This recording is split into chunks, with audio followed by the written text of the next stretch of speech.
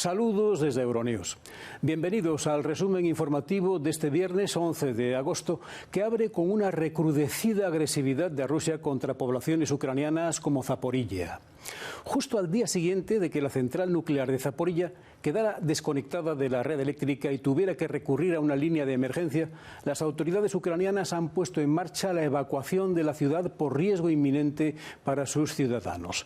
Todo ello mientras el grupo de mercenarios rusos Wagner estaría moviendo sus fuerzas desde Bielorrusia a ciudades del sureste de Rusia. Algo que coincide con un guiño del presidente bielorruso Alexander Lukashenko a la Unión Europea, con la que ha asegurado quiere seguir en contacto. Dice haber encargado a su primer ministro ponerse en conexión y en contacto con las autoridades de Polonia para tratar de rebajar las tensiones.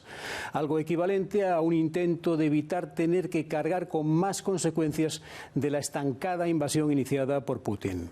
Pero tenemos bastante más, entre otras cosas, el estado de excepción en Ecuador por el asesinato del candidato presidencial de centro derecha, inundaciones en Noruega, el incendio devastador en Hawái o la situación tras el golpe en Níger, entre otras noticias que vienen ahora si nos acompañan para ver las claves del día en 20 minutos. Al menos una persona murió y 14 resultaron heridas tras un ataque ruso contra la ciudad de Zaporilla en Ucrania. Y en Rusia, Moscú afirma haber abortado ataques de drones ucranianos.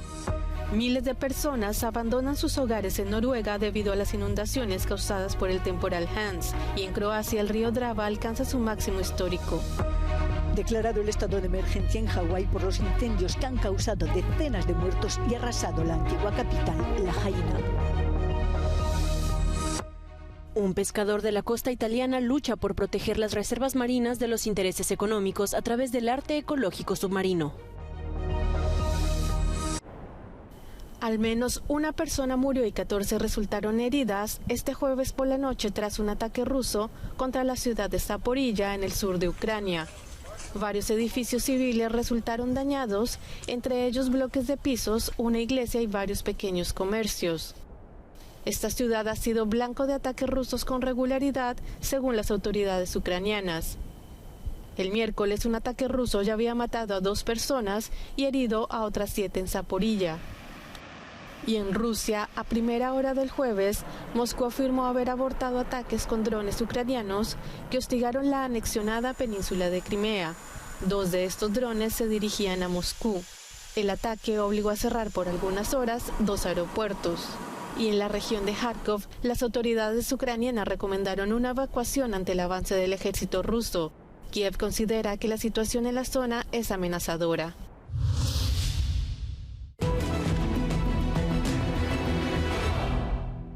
Speculations about the Wagner Group's withdrawal from Belarus suggest that aspects of the deal between Russian President Vladimir Putin and Wagner Group leader Yevgeny Prigozhin following Wagner's armed rebellion on the 24th of June have collapsed. In its latest update, the Institute for the Study of War reports that Russian inside source claims that Wagner forces are conducting the first stage of withdrawal from Belarus by busing groups from 500 to 600 personnel from Belarus to the regions of Krasnodar, Rostov and Voronezh, and that the second stage will begin after the 13th of August. Now, the US-based think tank insists it has not observed visual evidence of Wagner forces moving out of Belarus, adding that the insider source claimed that a small group of Wagner instructors would remain in Belarus to train Belarus forces.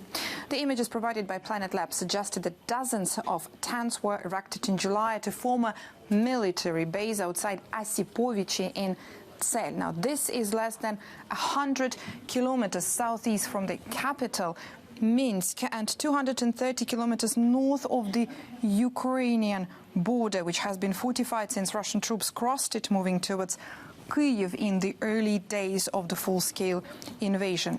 According to the Institute for the Study of War, the insider source claimed on the 6th of August that Wagner forces that did not deploy to Libya urgently went on leave in Russia, and that Wagner's command called on their fighters to keep in touch because the new orders could come at any time. Ukraine is, quote, very optimistic about what's happening on the front lines of its counteroffensive. That, according to one of Volodymyr Zelensky's main advisors, Mikhailo Podolyak, who spoke to Euronews from Kyiv and insisted Ukrainian troops are gradually moving forward, but the West must continue to support Ukraine's efforts against Russia. Тут важный вопрос, который хорошо было, чтобы наши партнеры понимали. Знаете, когда вы 20 лет боитесь российскую армию, говорите, что это вторая армия мира, и потом ожидать, что ее можно будет уничтожить, ну, имеется в виду сломать сопротивление в течение, там, скажем, считанных дней, это немножко странно выглядит для нас. На самом деле эта война будет занимать еще какое-то время. Это время определяется количеством ресурса, который есть у Украины. Его на сегодняшний момент не совсем достаточно, поэтому мы надеемся, что все-таки вот поставки ресурсов будут увеличены, и, соответственно, это приведет к ускорению наступательных операций. As one of the closest advisors to the president of Ukraine, I asked Mikhailo Podolyak how Volodymyr Zelensky is doing after over 530 days of war. И президент находится в абсолютно рабочем, максимально собранном состоянии, потому что понимает цену, которую в итоге мы платим, и в итоге мы можем заплатить в результате этой войны.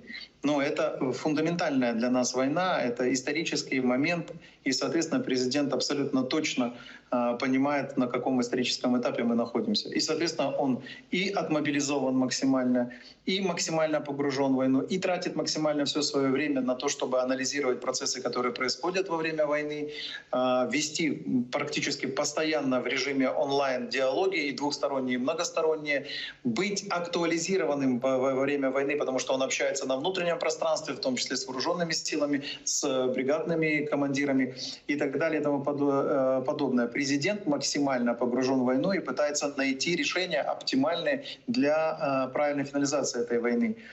Just so I understand correctly, you mentioned President Zelensky is looking for a solution. Would that include sitting at the negotiating table with Russia? Стол переговоров с кем? С теми, кто демонстративно убивают и хотят быть безнаказанными. Тогда вы должны сказать вопрос: вы готовы не наказывать за убийство? Вы готовы взять на себя вину за то, что мир останется с убийцами во главе другой страны? Поэтому переговорного процесса быть не может на сегодняшний день, потому что Россия не хочет переговорного процесса. Россия не хочет мира. Знаете, что подразумевается, когда Россия говорит о переговорном процессе? Россия хочет получить следующее. Она хочет резко снизить интенсивность войны, боевых действий. Она хочет сохранить линию разделения новую. Она хочет оставить свои войска на оккупированной территории, и она хочет таким образом заморозить войну. Заморозить на долгое время, пока она будет вкладывать деньги в дополнительную милитаризацию. А после этого мы с вами получим, опять же, те же теракты, получим следующий этап войны и так далее. Россия не хочет мира. Услышьте, пожалуйста, нельзя договариваться с людьми, которые, первое, заходят на вашу территорию, нарушая международное право, убивают масштабно ваших людей, каждый день атакуют крылатыми баллистическими ракетами ваше гражданское население, которые насилуют, строят сети пыточных, пытают людей, воруют десятками тысяч детей и так далее. Нельзя это оставлять. Duelo en Ecuador por el asesinato del candidato presidencial Fernando Villavicencio. Los partidarios del líder anticorrupción de centro-derecha se concentraron en Quito este jueves para exigir una investigación. Decretado luto nacional y estado de excepción, la policía ha señalado a un grupo de nacionales colombianos como presuntos autores materiales del asesinato de Villavicencio, muerto a tiros a la salida de un mitin electoral en la capital ecuatoriana este miércoles. El juez instructor del caso ordenó el ingreso en prisión de los 6 sospechosos. Estamos protestando y pidiendo justicia para Fernando Villavicencio. Que haya justicia, eso es lo que pedimos, y que se encuentre a la mente criminal que mandó a matar a nuestro presidente. Los restos mortales de Villavicencio fueron trasladados al mediodía de este jueves desde el Centro de Medicina Legal, donde fue practicada autopsia, hasta el tanatorio de la zona norte de Quito. Para el profesor de comunicación de la Universidad Andina Simón Bolívar y consultor político Gustavo Ich, la violencia política en Ecuador ha llegado para quedarse. Como todo el país, estamos consternados porque el tema de la violencia aquí en Ecuador, y sobre todo de la violencia política, ha venido acentuándose en los últimos 2 años. El año pasado tuvimos alrededor de 11 candidatos a diferentes dignidades seccionales que sufrieron atentados. Algunos de ellos murieron. No estamos acostumbrados, nunca hemos vivido una situación como esta. Lo que tenemos en México, lo que tenemos en Colombia, ya está en Ecuador y eso no se resuelve de un día para otro. La foto de Villavicencio seguirá en las papeletas electorales que ya están impresas para la jornada electoral del domingo 20 de agosto. No solo son 25 millones de nigerinos los afectados por el golpe de Estado y la restricción de acceso de mercancías por sanciones. Todos los países circundantes están en alerta. Entra dentro de lo previsible que la Comunidad Económica de Estados de África Occidental despliegue una fuerza de reserva, según dice, para restaurar el orden constitucional en Níger. Lo que supone una llamada de atención es que una empresa china que construía una presa hidroeléctrica haya anunciado públicamente que se retira del proyecto, consecuencia inmediata de la evaporación de la financiación presupuestada. Las espadas siguen en alto en el Sahel. Los líderes de la Comunidad Económica de Estados de África Occidental han ordenado el despliegue de la fuerza de reserva de la organización regional para restablecer el orden constitucional en Níger. La decisión, junto con el mensaje de que aún hay tiempo para una solución pacífica, se anunció sin detalles al término de una cumbre extraordinaria en Abuja.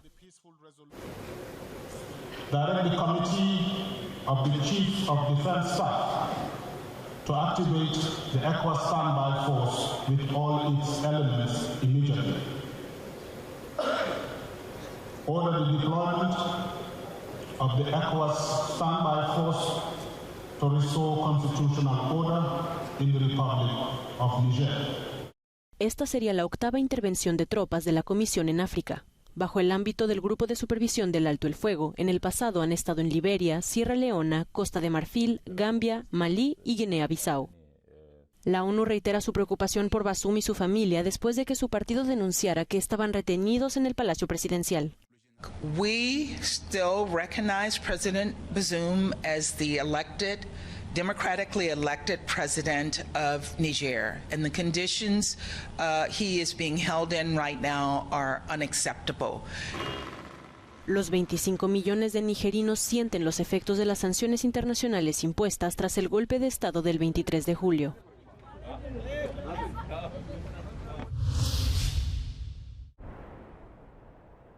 Más de 3.800 personas tuvieron que abandonar precipitadamente sus hogares en Noruega debido a las inundaciones repentinas por causa del temporal Hans que afecta al norte de Europa. Las autoridades noruegas no han informado por el momento de víctimas. Jeg har akkurat fått en melding om at vi må evakueres umiddelbart, og det gjelder da alle hus og blokker, tror jeg, som nærmest elva. Vi ligger jo på en liten topp, så de redd nå for at det kommer til å bli en jordskredfare. Y en Croacia, el río Drava alcanzó su máximo histórico de 704 centímetros. La situación está actualmente bajo control, con la instalación constante de sacos de arena en la zona. Y España atraviesa su peor ola de calor de verano hasta ahora. En Valencia se registraron temperaturas superiores a 44 grados y Sevilla y Granada en Andalucía superaron este umbral. Casi todo el país está en alerta roja por el riesgo de incendios forestales. La antigua capital de Hawái, La Jaina, devastada como una zona de guerra y decenas de fallecidos tras los incendios que castigan la isla de Maui. Por el momento se lamentan 53 muertos, pero las autoridades ya han advertido que pueden ser muchos más. El presidente estadounidense Joe Biden declaró el estado de emergencia, lo que permite liberar importantes ayudas federales. We're working as quickly as possible to fight these fires and evacuate residents and tourists. In the meantime, our prayers with the people of Hawaii, but not just our prayers. Every asset we have will be available to them, and they've seen their homes, their business destroyed, and some have lost loved ones, and it's not over yet. Miles de personas que han perdido sus hogares han tenido que ser evacuadas y se ha pedido a los turistas que abandonen la isla. La fuerte sequía que ha afectado al archipiélago en los últimos meses, así como los fuertes vientos procedentes del huracán Dora, han provocado que las llamas se extendieran a una velocidad más rápida de lo habitual. Según las autoridades, el fuego de la Jaina se encuentra controlado en un 80%, mientras que otro en Pulejo está controlado en un 70%. Se trata sin duda del mayor desastre natural en la historia de Hawái. Países Bajos incauta 8 toneladas de cocaína, la mayor captura de la historia del país. Las autoridades neerlandesas encontraron la droga escondida en un cargamento de plátanos procedentes de Ecuador, que llegó al puerto de Rotterdam a través de Panamá. La Fiscalía declaró que la operación tuvo lugar el día 13 de julio y que el total incautado tiene un valor total de 600 millones de euros. Las autoridades neerlandesas han interceptado en los últimos años decenas de miles de kilos de narcóticos, llegando a superar los 70.000 en 2021. Rusia retoma la conquista de la Luna casi medio siglo después. El cohete que transporta la nave Luna 25 despegó en la madrugada de este viernes del centro espacial Vostochny, que se encuentra en el lejano oriente ruso. El módulo de aterrizaje alcanzará la órbita lunar en 5 días y buscará un lugar ideal para aterrizar el 21 de agosto. Los objetivos de la misión son la búsqueda de agua, desarrollar la tecnología de alunizaje y tomar muestras para estudiar la superficie lunar. La pesca de arrastre, de fondo, es tan utilizada en todo el mundo como destructiva para la biodiversidad marina. No diferencia, se lleva todo por delante. La industria pesquera no quiere ni oír hablar de moratorias ni restricciones. Prima el hoy sobre lo que pueda pasar mañana. Por eso en Italia, un pescador toscano tuvo una idea para acabar con ella en su zona. Un contundente museo submarino que imposibilita tender redes. Y así lo hizo, como pueden ver ahora. Las manos rápidas y el rostro quemado por el sol de este pescador ocultan el alma fuerte y noble de un activista medioambiental y amante del arte. Paolo el pescador, como le conoce todo el mundo en la Maremma toscana, lleva casi 40 años luchando contra la pesca de arrastre. Este tipo de pesca es ilegal a menos de 3 millas marinas de la costa y en las reservas marinas protegidas. Paolo ha luchado contra los intereses de la gran industria y las infiltraciones del crimen organizado. Da tanti anni che non è cambiato niente, dove ci sono le riserve marine protette, tipo Giannutri, Montecristo, Isola d'Elba, Capraia, Pianosa, la notte ci sono delle imbarcazioni che spengono la IS con quintali di catena che devastano completamente i fondali. È l'ora che la politica scenda in campo. La pesca de arrastre en la costa destruye la Poseidonia, una planta marina que proporciona oxígeno al mar, y devasta todo el ecosistema marino con la desaparición de los peces y de todo el ciclo vital del mar. A través de su asociación La Casa de los Peces, Paolo el pescador consiguió implicar a empresarios y artistas en la creación de un museo sumergido, donde la belleza de las estatuas colocadas en el fondo marino está impidiendo realmente la pesca de arrastre y repoblando el mar. La lotta di Paolo il pescatore prosegue ininterrotta, con la stessa determinazione di 40 anni fa. Ha provato solitudine e sconforto, ma anche il sostegno di tante persone e delle associazioni ambientaliste internazionali.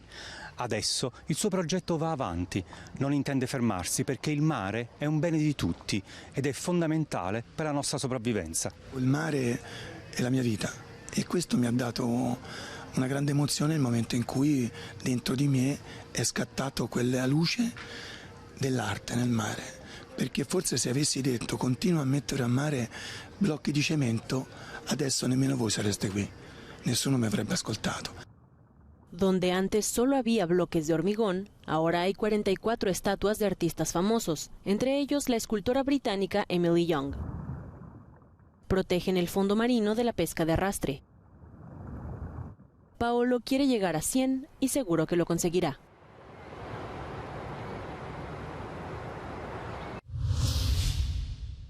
La Torre de Pisa cumple 850 años y lo celebra con una serie de actos que se desarrollarán hasta agosto del próximo año. La primera piedra de esta singular torre se colocó el 9 de agosto de 1173 y aunque ahora goza de estabilidad, en 1990 se tuvo que fortalecer su estructura para evitar su colapso. Los eventos por su aniversario abarcan exposiciones de pintura y fotografías y películas que han inmortalizado esta obra a lo largo de los años, pero también conciertos como este de música clásica que tuvo lugar el 9 de agosto al exterior de la Catedral de Pisa, al pie de la torre.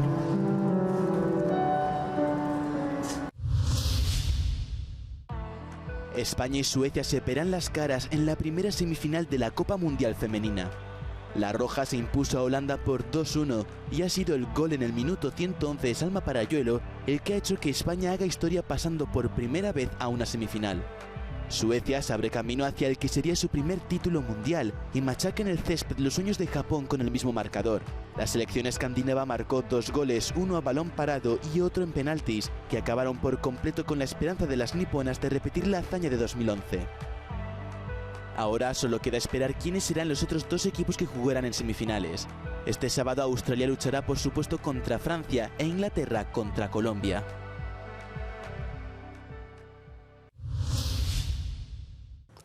Hasta aquí hemos llegado en Euronews hoy. Mañana sábado tendrán el resumen semanal, donde condensaremos las claves de lo sucedido de lunes a viernes.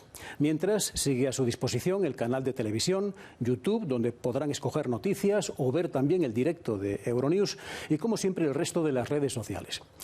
Les dejamos con nuestro No Comment que nos lleva a una convención Pokémon en la ciudad japonesa de Yokohama. Gracias por su compañía y hasta mañana.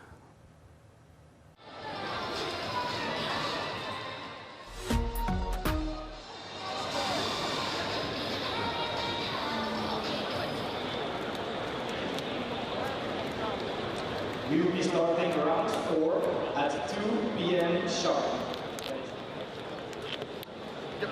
I do have it now.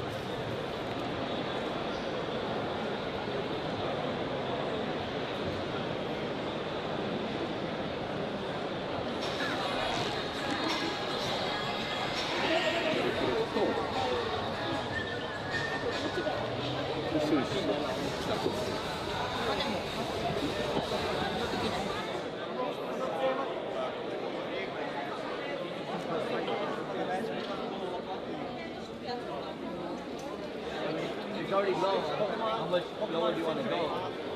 This might be right.